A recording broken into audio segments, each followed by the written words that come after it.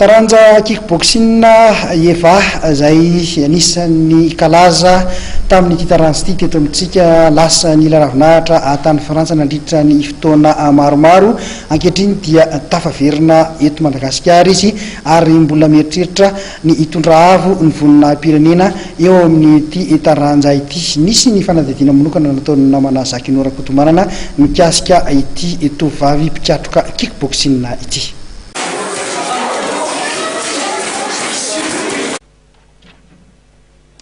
Ny taona 2024 no niala teto Tanindrazana ka nandeha nandalina momba ny haiady tany ivelany Eva Ravelosata. Niverina kosa izy ny taona 2024. Tao anatin'izay 10 taona tsy nahateto azy zay dia manana faniriana ny ampitany raikevany amin'ireo mpikiatroka kickboxing vehivavy malagasy ny tenany. Nilaza ry Eva fa mila manao fandalinana bebe koa ireo mpikiatroka vehivavy ireo mba ahazoana vokatra tsara kokoa hatrany. Izany dia arahana fahazotoana sy fitiavana sy ary finiavana. Azo eritreretina zany fiverenako ao anatin'ny ekipam-pirenena malagasy ary vonina ny aro voninahitry ny tanindrazako. Na fotoana elaela tsy nateto anazy dia tany ivelany anisany nandrato ny fahaizana momba fianarana momba ny sport zany nataoko tany.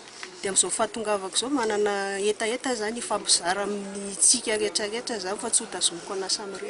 Eo amin'izay fampizarain'izay vehivavy ianao mety inona zany hitanao lesoka amin'ny mpikiatroka kickboxing vehivavy malagasy? Misy lesoka kely ihany zany fa azo arenina zany le lesoka kely. Zany azo arenina amin'ny resaka endurance zany sy ny fianona ny fiteny torohevitra omen'ny coach zany sy ny mpampianatra. Ary matoa zany najoro ny mpampianatra dia anisan'ny voafidy sy voafantina tao anatin'ny be sy maro dia anjarantsika combattant zany no mandray an'izy ary miezaka miaina ao anaty zany atao ohatran'ny asa zany izy dia tafavoakanao le teknika azo omen'ny mpampianatra. Tsara ny mampafantatra fa anaram-boninahitra maro ny efa azony teo amin'ny sehatry ny haiady. Tamin'ny taona 777 tompon-daka ny ranomasimbe indianina teo amin'ny kickboxing, 777 champion du monde teo amin'ny kickboxing tany La Réunion. Ny taona 777 tompon-daka eran-tany lefitra teo amin'ny boxe savate française, taona 9 tompon-daka eran-tany lefitra teo amin'ny Muay Thai, taona 9 tompon-daka ny Frantsa boxe savate française. Mangany fotsiny ny amboara nasionaly azo ny teo amin'ny boxe anglaise sy ny kickboxing ary ny boxe française savate. Ankehitriny ary dia nanambara tamin'ny fomba ofisialy Eva fa mbola vonina hiaro ny voninahim-pirenena.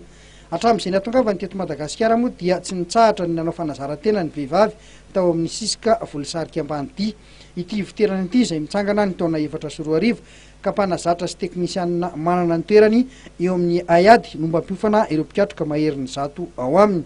Eo aloha Maître Davida, Arcel, Stéphane Rakoto ary Eva. Tsara marina fa tsy misy ny sara mpampianarana ho an'ireo lina andalina ny taranja kickboxing Muay Thai ka hoanina full contact boxe anglaise raha nanambara ny filohan'ny sisika Rakoto Nandrasana Alexandre.